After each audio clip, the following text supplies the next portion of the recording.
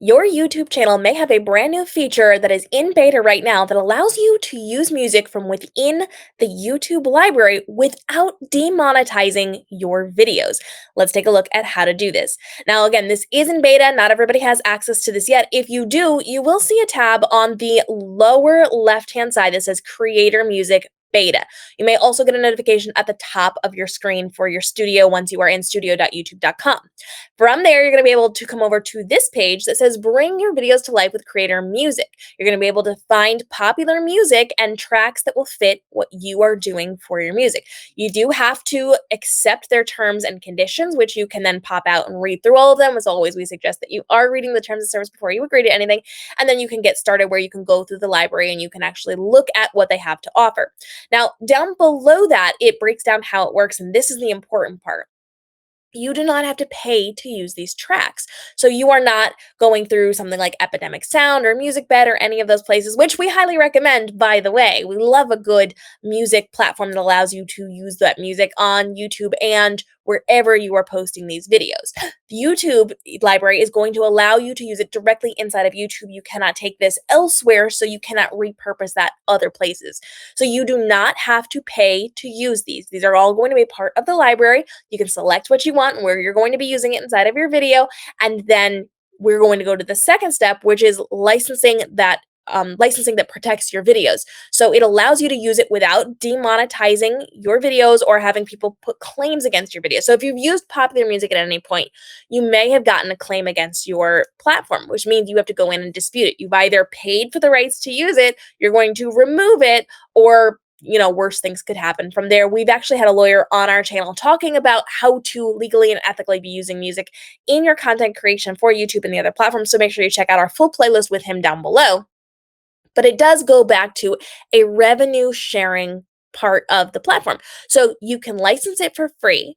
It protects you from those claims. So if you've used the music from directly within this library, you will not be getting monetization claims against you. You will not have it so that you have to pay them or so that you have issues with that, because it's revenue sharing, meaning because there's no upfront cost, you're going to split the revenue of your video with the music right holder. So that means you and the music right person are coming together to create this video, and the revenue you make off of it gets split between you. So you as a creator will make money for your creative part of it. They are then making money for their creative part of it. So there is going to be a split there so that you are going to be able to share that ads revenue. And down at the bottom, it does say some prices are set based on your channel's reach. You can actually learn more by expanding that, and that gives you the ability to see what that split is going to look like for you and for the music right holder. Now, this gives the people who are creating music a really good opportunity to get in front of more people, because you're not paying directly for a license. You're not going through a third party to get this music.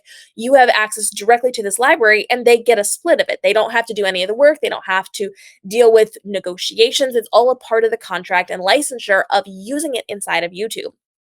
So with that in mind, you have the ability to go through popular music. If people have opted in, if artists have opted in, you will have access to their music, and then you can go through the process of adding it to your videos, and then you split that revenue. So let's break this down just a little bit. You can do this for free, no cost to you up front. You're splitting the revenue with the artist. If you do not want to split your video, you can just license music elsewhere. So I mentioned earlier Epidemic Sound. I really love working with Epidemic Sound. You pay a monthly fee. You get to download as many songs as you want and use them in as many videos as you want that you've created for your listed channels, or if you're a creator for other people, anything that you have created within that time span. And once you have paid for that month, if you have created it and put it out in that month, it's covered forever.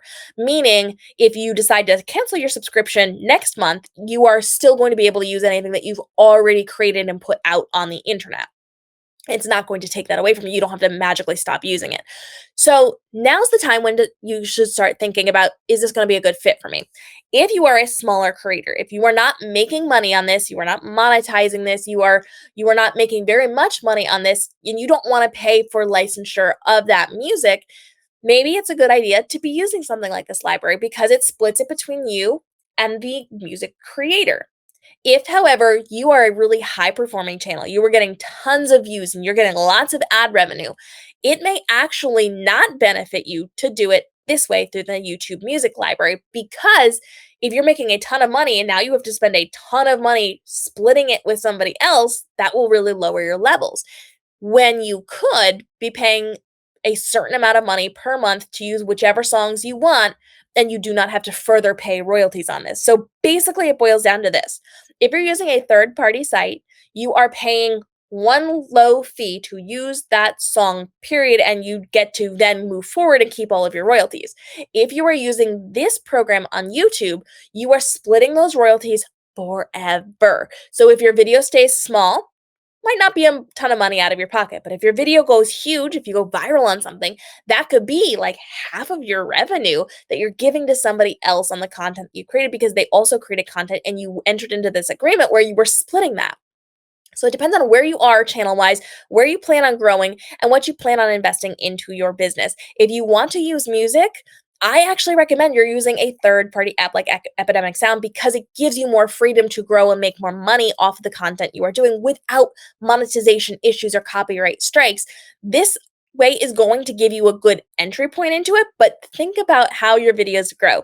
I have videos that I put out 3 years ago that are really doing well now, and I'm bringing in a ton of money. And if I had to then split that with a music creator, that would be a lot out of my pocket. Even though when I made it, I was a smaller channel, now I have grown. Now it's being seen more and more. And so for me, I would rather be able to pay a one time fee and keep all the royalties and potential money I could be making than to forever split it with somebody else. But it depends on what you're doing, how you're working, and if you want access to some of the popular songs, because you're not going to find all of the popular songs on those third party apps like Epidemic Sound and Music Bed and all of those things.